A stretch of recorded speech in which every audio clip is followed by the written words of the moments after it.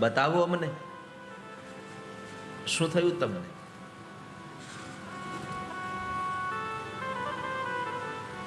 સાધુ થઈને ફિકર કહો છો. સાધુ કોઈ દિવસ ફિકર ન કરે.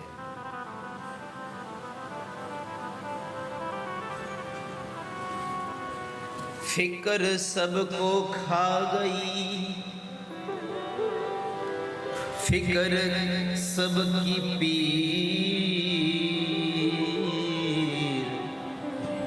फिर कर की जो फाकी करे उनका नाम फकीर. फिकर सबको खा गई, फिकर सबकी पीर, फिकर की फाकी करे ઉનકા નામ ફકીર. જે માણસ પોતાના દુઃખને ગળી જાય છે, જે માણસ પોતાના દુઃખને પી જાય છે અને છતાં સંસારને દુઃખમાં હોવા છતાં પણ એને અણસાર પણ ન આવવા દે, એનું નામ સાધુ કહેવાય. અને તમે એક ભગવાનના દાસ થઈ અને આટલા દુઃખી થઈને નીકળ્યા છો. હરિ કા દાસ કભી ન ઉદાસ. પરમાત્માનો ભક્ત ક્યારેય ઉદાસ ન થઈ શકે. શું થયું તમને બતાવો ને. નારદજી જવાબ કહે છે, સત્યમ નાસ્તિ તપઃ શૌચમ દયાદાનમ ન વિદ્યતે ઉદરમ ભરિણો જીવા વરાકઃ કૂટભાષિણઃ. ઉદરમ ભરિણો જીવા. શ્રદ્ધ કુમારો, આ સંસારના લોકો પેટ ભરા થયા છે. પોતાના પાપી પેટ માટે થઈને માણસ શું નથી કરતો આ સંસારમાં.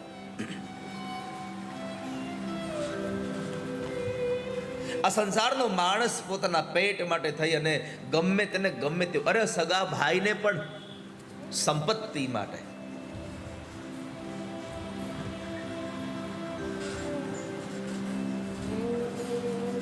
પોતાના સગા ભાઈને પણ મારી નાખે. પોતાના ભાઈનું પણ સારું નહીં છે.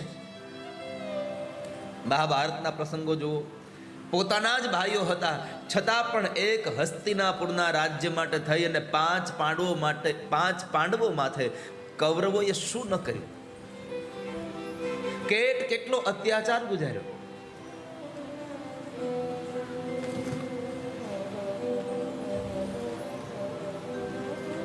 અને જે લોકો બીજા માથે અત્યાચાર કરે એના ઉપર કૃષ્ણ કોઈ દી રાજી ન થાય. એના ઉપર પ્રભુ રાજી ન થાય ક્યારે. કામિની ને કંચન કાજે ભાઈ ભાઈ ના ગળા જ કાપે. કામિની ને કંચન કાજે ભાઈ ભાઈ ના ગળા જ કાપે. શર્મ ન આવે સહેજ રે તુજને કરતા કાળા કામ. કહો ને ક્યાંથી રીજે ભગવાન. જરા તને શ્રમ ના આવી કાળા કામ કરવામાં? તને એક વખત પણ તારો હાથ પાછો ન ખેંચાયો અને એમાં તને એમ થયું કે આજે ભગવાન મારા ઉપર રાજી થાય? ક્યાંથી ભગવાન રાજી થાય તારા ઉપર? ભગવાનને રાજી કરવા હોય તો વાલા ભક્તો, બીજાનું સારું ઈચ્છતા શીખી જાઓ.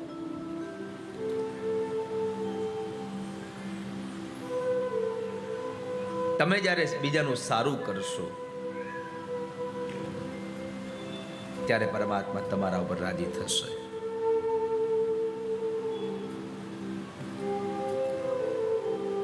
આ સંસારમાં માણસ પૈસા માટે, મૂડી માટે, આપણી કહેવત છે, ગમે ને મૂંડી નાખો પણ મૂડી લઈ આવો, ગમે તેનું કરી નાખો પણ મૂડી લઈ આવો. પણ અત્યારે તો એક હરણફાળ હાલી છે, રાતો રાત પૈસા વાળું થવું. પણ જિંદગીની નોટમાં લખી રાખજો કે તમારો પૈસો પણ તમને જો સુખ નહીં આપે, જો તમારો પૈસો નીતિથી નહીં આવ્યો હોય તો અનીતિનો પૈસો,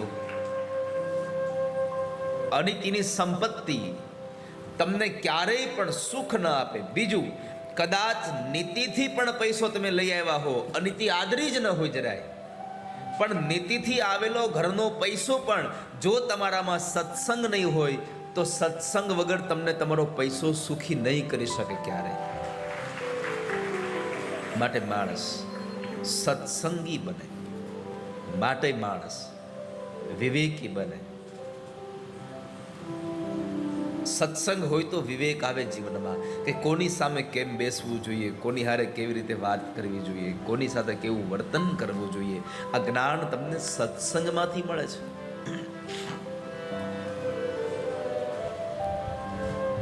આપણે આપણાથી નાના હોય અને તુકારા કરતા હોય, આપણાથી મોટા હોય અને તમે કહીને બોલાવતા હોય, એમાં બહુ મહત્વ નથી.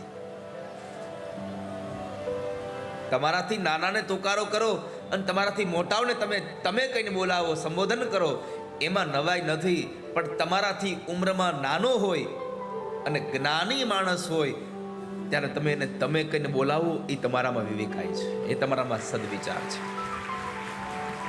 મારાથી નાનો હોવા છતાં પણ હું એને તું ન કહું, એને તમે કહીને બોલાવો. પણ અત્યારે થાય છે એવું કે માણસ પોતાના જ્ઞાનથી ઉપર ચડે, પણ આપણા પરિવારના લોકો હજી ત્યાં ને ત્યાં જ હોય છે.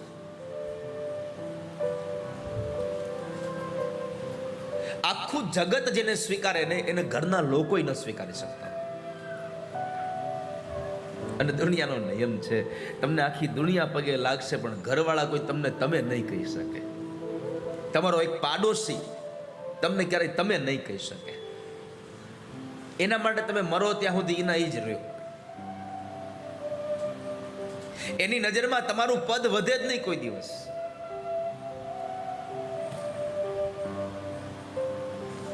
ગમે તેમ કરો, તમે ગમે ત્યાં પહોંચી જાઓ. વિદેશના લોકો તમારી સરાહના કરે પણ તમારો પાડોશી એ તમારી સરાહના ન કરી શકે. અમુકનો વાત જ આવી હોય, અમુકનો સ્વભાવ જ આવો હોય. પણ મારે તમને આ ભાવ સાથે એટલું કહેવું છે, સંપત્તિ મળે, સત્તા મળે, પદ પ્રતિષ્ઠા મળે, પણ એની સાથે તમારામાં સત્સંગ અને તમારામાં વિવેક હોવો જોઈએ. તો તમારી પદ પ્રતિષ્ઠા અને સત્સંગ તમને આનંદ આપી શકશે.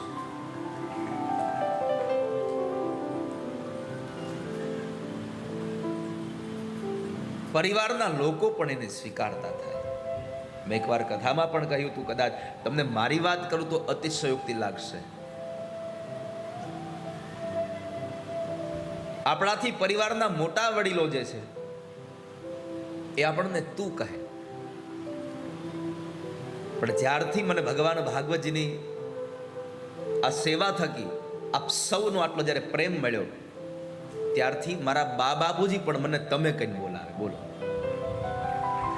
મારા બા બાપુજી પણ તમે કહે. કહેવાનો મારો ભાવ એ છે કે સત્સંગથી માણસ વિવેકને પ્રાપ્ત કરે છે.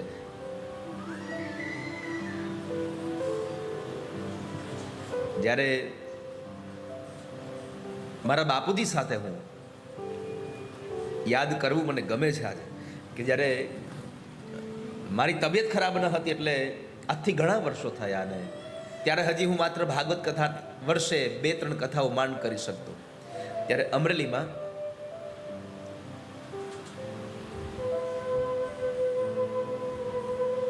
કેરિયા નાગસના રોડ ઉપર એક રાવળ સાહેબનું સેવા ભારતી કરીને દવાખાનું, ત્યાં હું મારા બાપુજી સાથે રિક્ષામાં દવાખાને ગયો તો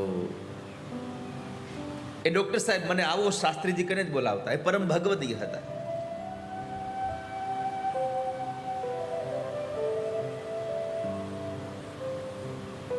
તો એ વખતે મારા બાપુજી સાથે વાત કરતા હતા એટલે